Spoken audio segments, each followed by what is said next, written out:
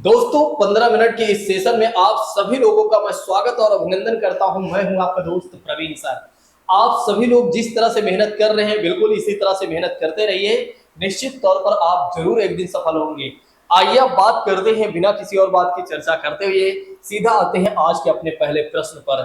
दोस्तों जैसा कि बात करते हैं, आज का हमारा पहला प्रश्न ये कहता है कि भारतीय संविधान की संशोधन की प्रक्रिया किस देश के संविधान से प्रेरित है या किस देश के संविधान से प्रभावित होता है। यानी कि भारत के संविधान की जो संशोधन की प्रक्रिया है ना, किस देश के संविधान से लिया गया है।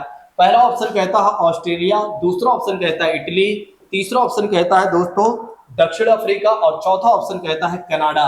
बड़ा ही प्यारा प्रश्न है, जल्दी से जवाब दीजिए, जल्दी से जवाब दीजिए। तब तक मैं टाइम सेट कर लेता हूं ताकि 15 मिनट वाला काम चलता रहे ना, ताकि आपको कहीं से कहीं तक कोई प्रॉब्लम ना हो, आपको और मुझे भी पता चलता रहे कि हाँ 15 मिनट हो चुका है। चलिए जल्दी से जवाब दीजिए। ए रहा हमारा 15 मिनट का समय स्टार्ट होता है। ऐसे में अगर देखा जाए तो इसका सही जवाब हो जाएगा दक्षिण अफ्रीका की बात करते हैं तो भारत के संविधान में जो संशोधन की प्रक्रिया को लिया गया है वो किस देश के संविधान से लिया गया है, तो दक्षिण अफ्रीका के संविधान से लिया गया है। देखिए हमारे देश के संविधान में कुछ भी संशोधन करना होता है तो संसद करती है, और संसद किस अनुच्छेद के तहत करती है दोस्तों, तो अनुच्छेद 368 के तहत। ध्यान रखिएगा, जो भी संशोधन किया जाता है किस अनुच्छेद के तहत किया जाता है, संविधान में संशोधन अनुच्छेद 368 के तहत किया जाता है। ठीक है, यानी कि अनुच्छेद 368 के तहत क्या होता है, संविधान में संशोधन किया जाता है। दोस्तों इस बात को जरूर ध्यान रखिएगा। अच्छा, संशोधन करने का अधिकार किसे मिला हुआ है, तो संशोधन करने का अधिकार मिला हुआ है संसद। और संसद की बात करते हैं तो संसद में दो सदन होते हैं और एक प्रमुख अंग यानी कि एक अभिन्न अंग होता है। तो ऐसे में अगर देखा जाए तो सबसे पहले बात की जाती है दोस्तों लोकसभा की बात की जाती है, फिर बात की जाती है राज्यसभा की बात की जाती है जो कि आप जानते ही हैं, और तीसरी बात करते हैं राष्ट्रपति के बारे में। राष्ट्रपति जो होते हैं वे संसद के अभिन्न अंग होते हैं। राष्ट्रपति जो होते हैं संसद के अभिन्न अंग होते हैं।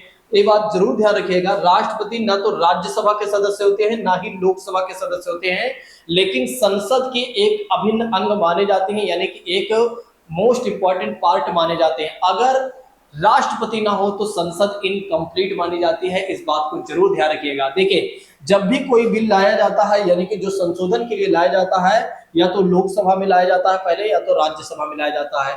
जब लोकसभा और राज्यसभा से पास हो जाता है वो बिल तो सीधे राष्ट्रपति के पास जाता है, और राष्ट्रपति के पास यहाँ पर किसी भी प्रकार से मना करने यानी कि राष्ट्रपति यहाँ पर वीटो पावर का इस्तेमाल नहीं करते हैं। कहां पर, जब क्या होता है संशोधन वाला कोई बिल आता है राष्ट्रपति के पास तो राष्ट्रपति वहां पर क्या करते हैं कि एक तरह से वीटो पावर का इस्तेमाल नहीं करते हैं, यानी कि वीटो पावर का इस्तेमाल भी नहीं कर सकते हैं। आर्टिकल 111 के तहत जो वीटो पावर दिया गया है उसका इस्तेमाल नहीं कर सकते हैं, और ना ही उन्हें अधिकार दिया गया है, और सीधा उन्हें बाध्यता दी गई है कि भैया राष्ट्रपति महोदय आप क्या करिए, जो बिल संशोधन के लिए लाया गया है उस पर आप हस्ताक्षर कर ही दीजिए, यानी सिग्नेचर कर ही दीजिए। तो उस पर हस्ताक्षर करना ही पड़ता है राष्ट्रपति को, इस बात को जरूर ध्यान रखिएगा।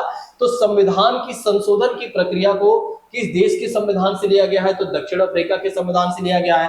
अगर हमारे देश के संविधान में कुछ भी संशोधन करना होता है तो किस अनुच्छेद के तहत करना होता है, तो अनुच्छेद 368 के तहत करना होता है। दूसरी बात ध्यान रखिएगा, यह संशोधन का अधिकार किसे दिया गया है, तो संसद को दिया गया है। संसद में दो प्रमुख सदन है और एक प्रमुख अंग है, यानी कि एक अभिन्न पार्ट है जो कि राष्ट्रपति।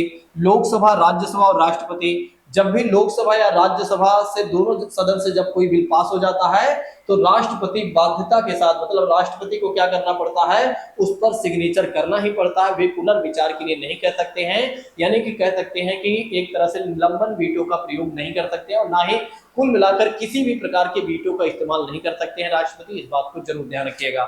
चलिए अब आइए बात करते हैं दोस्तों इसी के साथ अगले प्रश्न के बारे में। अगला प्रश्न कहता है कि भारतीय संविधान की कौन सी व्यवस्था इंग्लैंड से ली गई है।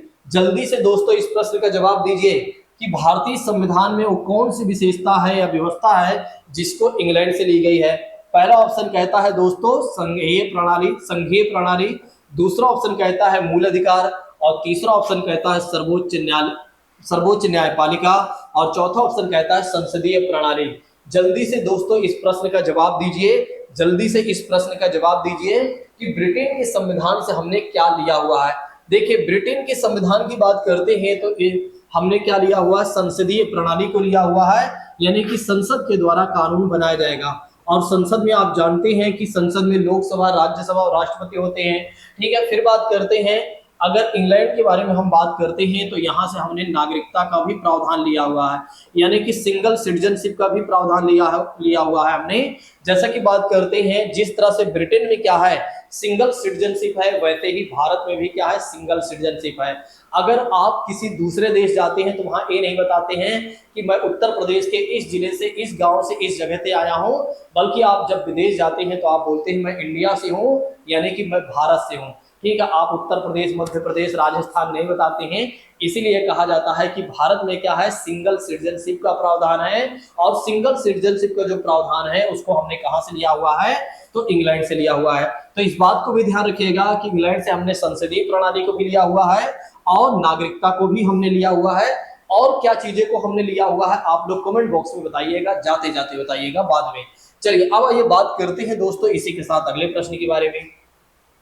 अगला प्रश्न हमसे कह रहा है कि भारतीय संविधान का कौन सा लक्षण आयरिश संविधान से लिया गया। आयरिश का मतलब हो जाता है दोस्तों आयरलैंड के संविधान से। आयरलैंड के संविधान से हमने क्या लिया हुआ है, आपको ये बताना है। ठीक है, तो भारत के संविधान में अगर देखा जाए तो किस लक्षण को, निम्नलिखित में से अगर आप देखें तो किस लक्षण को एक तरह से भारत के संविधान में लिया गया है या किन चीजों को लिया गया है। पहला ऑप्शन कहता है कि राज्य के नीति निर्देशक सिद्धांत, दूसरा ऑप्शन कहता है राज्यसभा में सदस्यों का मनोनयन, तीसरा ऑप्शन कहता है राष्ट्रपति के निर्वाचन की प्रक्रिया, और चौथा ऑप्शन कहता है मौलिक अधिकार, मौलिक कर्तव्य। तो आप लोग हमें ये बताइए कि किस मतलब आयरलैंड से हमने क्या लिया हुआ है अपने संविधान में। तो भारत के संविधान के स्रोत के तौर पर अगर आप देखें तो आयरलैंड से हमने क्या लिया हुआ है, आपको ये बताना है।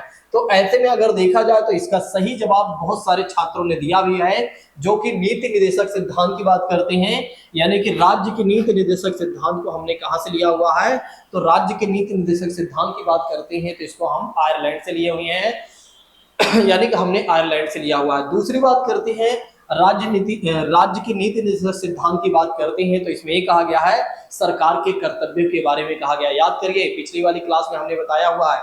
और आर्टिकल कहां से लेकर कहां तक है दोस्तों, आर्टिकल 36 से लेकर 51 तक बताया गया है। आर्टिकल कहां से लेकर कहां तक है, तो आर्टिकल 36 से लेकर 51 तक कहा गया है। इस बात को जरूर ध्यान रखिएगा। और संविधान के किस भाग में है, तो संविधान के भाग 4 में है। इसमें एक दो आर्टिकल मैं आपको बता देता हूं, इसको आप जरूर याद रखिएगा। राज्य के नीति निर्देशक सिद्धांत में देखिए, आर्टिकल 36 में केवल और केवल राज्य की परिभाषा के बारे में बताया गया है। किसके बारे में बताया गया है, तो राज्य की परिभाषा के बारे में, यानी कि एक तरह से देश की परिभाषा क्या होती है, राज्य शब्द का जो देश के लिए प्रयोग किया गया है उसकी परिभाषा के बारे में बताया गया आर्टिकल 36 में। और फिर याद रखिएगा आर्टिकल 44 याद रखिएगा, यानी कि अनुच्छेद आप 44 याद रखेंगे। ठीक है, आर्टिकल 44 याद रखेंगे। समान नागरिकता संहिता की बात करते हैं, यानी कि यूनिफॉर्म सिविल कोड की बात करते हैं, तो यूनिफॉर्म सिविल कोड की बात करते हैं तो आर्टिकल 44 याद रखिएगा। एक इसमें है दोस्तों राज्य के नीति निर्देशक सिद्धांत में है। यहाँ पर एक और बात ध्यान रखिएगा कि आर्टिकल 50 में कहा गया है, आर्टिकल 50 में कहा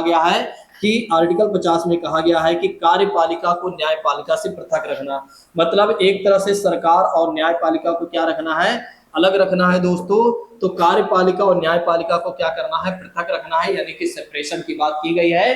किस आर्टिकल में की गई है दोस्तों, तो आर्टिकल 50 में की गई है। अब कुछ लोग कह रहे होंगे कि दोस्तों कि अच्छा आर्टिकल 51 में क्या कहा गया होगा, तो आर्टिकल 51 में यदि आप देखते हैं तो आर्टिकल 51 में कहा गया है कि सरकार का कर्तव्य है कि सरकार क्या करे, अंतरराष्ट्रीय शांति और सुरक्षा बनाए रखे। और किस आर्टिकल में कहा गया है, आर्टिकल 51 में कहा गया है। अब कुछ लोग कह रहे होंगे कि आर्टिकल 51A में फिर क्या कहा गया होगा, तो आर्टिकल 51 में मौलिक कर्तव्य के बारे में बताया गया है, फंडामेंटल ड्यूटीज के बारे में बताया गया है। और अभी हमारे पास वर्तमान में कितने फंडामेंटल ड्यूटीज हैं, तो 11 हैं। अभी हमारे पास कितने फंडामेंटल ड्यूटीज हैं, तो 11 हैं। और अगर आप देखें तो जो फंडामेंटल ड्यूटीज को कब जोड़ा गया था, तो 42वें संविधान संशोधन अधिनियम 1976 के द्वारा 1976 के तहत जोड़ा गया था दोस्तों। स्वर्ण सिंह समिति के सिफारिश पर क्या कहा गया था, जिस तरह के सरकार के कर्तव्य बनाए गए हैं उसी तरह से नागरिकों के भी कर्तव्य होने चाहिए। और नागरिकों के कर्तव्य के रूप में यदि आप देखें तो मौलिक कर्तव्य की बात की जाती है, जो कि फंडामेंटल ड्यूटीज की बात की जाती है। और किसमें कहा गया है, आर्टिकल 51A में कहा गया है कि नागरिकों के भी कुछ कर्तव्य होंगे। और हमारे कर्तव्य कितने हैं, जो कि हम भारत देश के नागरिक हैं, तो 11 कर्तव्य हमें बताए गए हैं, संविधान के भाग 4A में कहा गया है। ठीक है, इस बात को जरूर ध्यान रखिएगा। तो दोस्तों ऐसे में अगर देखा जाए तो आयरलैंड के संविधान से हमने क्या लिया हुआ है, राज्य के नीति निर्देशक सिद्धांत को लिया है, जो कि संविधान के भाग 4 में बताया गया है। 36 से लेकर 51 तक आर्टिकल आप 36 याद रखिएगा। राज्य की परिभाषा के बारे में बताया गया, आर्टिकल 44 याद रखिएगा। यूनिफॉर्म सिविल कोड की बात की गई है, समान नागरिकता संहिता की बात की गई है। फिर उसके बाद आर्टिकल 50 हमने आपको बता दिया कि कार्यपालिका को न्यायपालिका से पृथक रखना, यानी कि सरकार और न्यायपालिका को अलग रहना चाहिए, सरकार का एक कर्तव्य है। फिर उसके बाद बात करते हैं आर्टिकल 51 में क्या कहा गया है। आर्टिकल 51 में कहा गया है कि अंतरराष्ट्रीय शांति और सुरक्षा बनाए रखना ये सरकार की जिम्मेदारी है। आर्टिकल 51 में क्या कहा गया है कि नागरिकों के भी कुछ कर्तव्य होने चाहिए, जिसके बारे में अगर देखा जाए तो मौलिक कर्तव्य कहा जाता। अभी हमारे पास कुल कितने मौलिक कर्तव्य हैं, तो 11 हैं। चलिए अब हम बात करते हैं इसी के साथ अगले प्रश्न के बारे में। दोस्तों ऐसे में अगर देखा जाए तो अगला प्रश्न कहता है कि भारत की संघीय व्यवस्था किस देश के संघीय व्यवस्था से अधिक समानता है। ठीक है, समानता रखती है। भारत की संघीय व्यवस्था किस देश की संघीय व्यवस्था से अधिक समानता रखती है, ऑस्ट्रेलिया से, कनाडा से, अमेरिका से, आयरलैंड से। दोस्तों जल्दी से इस प्रश्न का जवाब दीजिए, जल्दी से इस प्रश्न का जवाब दीजिए, जल्दी से इस प्रश्न का जवाब दीजिए। देखते हैं हमारे कितने ऐसे मित्र हैं जो इस प्रश्न का सही जवाब दे पाते हैं। तो ऐसे में अगर देखा जाए तो बहुत सारे छात्रों ने इस प्रश्न का जवाब दिया भी है। तो ये सही जवाब हो जाएगा, कनाडा से हो जाएगा। ये सही जवाब हो जाएगा दोस्तों, कनाडा से हो जाएगा। ये बातें आप जरूर ध्यान रखिएगा। तो सही जवाब के तौर पर अगर आप देखें तो कनाडा से हो जाएगा। देखिए कहने का मतलब ये है दोस्तों, कहने का मतलब ये है कि जिस तरह से कनाडा में क्या है, केंद्र सरकार का सशक्त होना, यानी केंद्र सरकार ज्यादा पावरफुल है, वैसे ही अगर आप देखें तो भारत में भी क्या है, केंद्र सरकार ज्यादा पावरफुल है दोस्तों। ठीक है, और केंद्र सरकार के द्वारा ही क्या किया जाता है, राज्यपाल की नियुक्ति की जाती है। और केंद्र सरकार में अगर आप देखें तो राष्ट्रपति द्वारा राज्यपाल की नियुक्ति की जाती है। और राष्ट्रपति जो होता है वो क्या होता है, कार्यपालिका का हेड होता है, संघीय कार्यपालिका का हेड होता है। और साथ ही साथ अगर आप देखें तो राज्य की कार्यपालिका का भी हेड कहीं ना कहीं राष्ट्रपति ही होता है। और जिसके वजह से क्या होता है कि जो हमारे सांसद होते हैं, यानी लोकसभा के जो निर्वाचित सदस्य होते हैं, जो राज्यसभा के निर्वाचित सदस्य होते हैं, और जो विधानसभा के निर्वाचित सदस्य होते हैं, वे क्या करते हैं, राष्ट्रपति को वोट देते हैं। ठीक है, लेकिन आपको इतना ध्यान रखना है कि भारत की संघीय व्यवस्था में अगर आप देखें तो देश की संघीय व्यवस्था से अधिक समानता कौन रखता है, तो कनाडा। जिस तरह से कनाडा में क्या है, जिस तरह से कनाडा में केंद्र सरकार पावरफुल है, वैसे ही भारत में भी क्या है कि एक तरह से केंद्र सरकार पावरफुल है। चलिए नेक्स्ट बात करते हैं। भारतीय संविधान में मूल अधिकार किस संविधान से लिए गए थे। मूल अधिकार की बात करते हैं। फंडामेंटल राइट्स को किस देश के संविधान से लिया गया है, सोवियत संघ से, यूके से, संयुक्त राज्य अमेरिका से, इनमें से कोई नहीं। भला इस प्रश्न का जवाब कौन नहीं दे पाएगा, हर एक छात्र इस प्रश्न का जवाब दे लेगा। जितना मैं करवा रहा हूं ना, इससे आप देखिएगा जरूर आपको 1-2 नंबर मिलेंगे। इसलिए आप इसको नजरअंदाज बिल्कुल भी मत कीजिएगा, नजरअंदाज बिल्कुल भी मत कीजिएगा। जब भी मौका मिले इसे आप जरूर देख लीजिएगा। ऐसे में अगर देखा जाए तो यूएसए की बात करते हैं। तो यूएसए से यदि आप देखें तो हमने क्या लिया हुआ, एक तो मौलिक अधिकार जिसे मूलभूत अधिकार कहा गया है। एक तो मौलिक अधिकार की बात करते हैं, याद कर लीजिए, मौलिक अधिकार की बात करते हैं।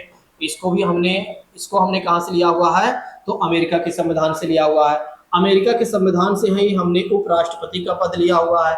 जिस तरह से अमेरिका में उपराष्ट्रपति का पद है, तो उसी तरह से अगर आप देखें तो भारत में भी उपराष्ट्रपति का पद है। फिर बात करते हैं सर्वोच्च न्यायालय की जो स्वतंत्रता है, मतलब न्यायपालिका की स्वतंत्रता का, ये न्यायपालिका की स्वतंत्रता को हमने कहां से लिया है, तो न्यायपालिका के फ्रीडम को हमने कहां से लिया हुआ है दोस्तों, तो यूएसए से ही लिया हुआ है। इस बात को भी ध्यान रखिएगा। ठीक है, और राष्ट्रपति को हटाने की प्रक्रिया जिस तरह से, जैसे हमारे देश के संविधान में क्या है, आर्टिकल 61 जो है, महाभियोग की प्रक्रिया के द्वारा राष्ट्रपति को हटाया जा सकता है, वैसे ही क्या होता है कि अमेरिका में भी हटाया जाता है राष्ट्रपति को महाभियोग की प्रक्रिया द्वारा। तो वो जो प्रक्रिया है ना, उसको हमने कहां से लिया हुआ है, तो अमेरिका के संविधान से ही लिया हुआ है। इस बात को भी ध्यान रखिएगा कि महाभियोग की प्रक्रिया को हमने कहां से लिया हुआ है अपने संविधान में, तो अमेरिका के संविधान से लिया हुआ है। इस बात को जरूर ध्यान रखिएगा, भूलिएगा नहीं दोस्तों, भूलिएगा नहीं। चलिए अब ये बात करते हैं इसी के साथ लास्ट प्रश्न के बारे में। भारत के राष्ट्रपति के आपातकालीन शक्तियां किस देश के संविधान से ली गई हैं दोस्तों?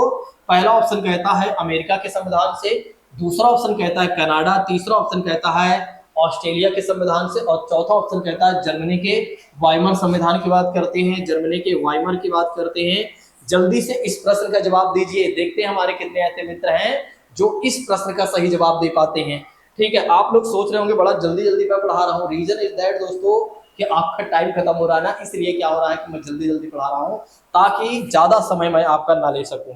ठीक है, अगर आप लोगों को सेशन अच्छा लगता है, इस सेशन की टाइमिंग मैं बढ़ा सकता हूँ, 15 से 20 मिनट भी मैं कर सकता हूँ, लेकिन बस आपको क्या करना होगा, हमारा सहयोग, और आपको हमें बताना ही पड़ेगा।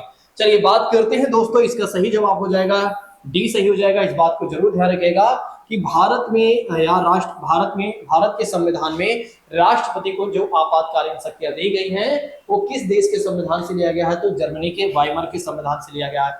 हमारे पास अगर आप देखें तो 3 प्रकार की इमरजेंसी पावर है राष्ट्रपति के पास। कौन कौन सी हैं? एक तो आर्टिकल 352, 356 याद रखिएगा, और 360। 352 में क्या होता है, राष्ट्रीय आपातकाल घोषित किया जाता है। कब घोषित किया जाता है? जब क्या होता है दोस्तों, जब क्या होता है कि हमारे देश पर कोई देश आक्रमण कर दे, या संभावना, या हमारे देश की सेनाओं के द्वारा विद्रोह कर दिया गया हो, तो आर्टिकल 352 का यूज करके क्या किया जाता है, नेशनल इमरजेंसी घोषित किया जाता है।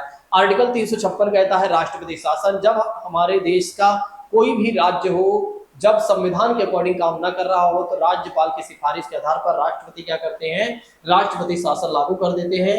और 360 क्या कहता है, वित्तीय आपातकाल कहता है, यानी वित्तीय आपातकाल फाइनेंशियल इमरजेंसी है। जब हमारे देश में पैसों की ज्यादा क्राइसिस हो जाती है तो आर्टिकल 360 का यूज किया जाता है। लेकिन भारत की सौभाग्य की बात यह है कि भारत में अभी एक बार भी 360 का यूज नहीं किया गया, हमारे लिए ये सबसे बड़ी खुशी की बात है। तो दोस्तों इस सेशन को यहीं पर कंप्लीट करते हैं। अगर आप लोगों को क्लास बेहतर लगी हो तो जाते जाते कमेंट करके जरूर जाइएगा। Thank you so much. जय हिंद दोस्तों, take care all of you.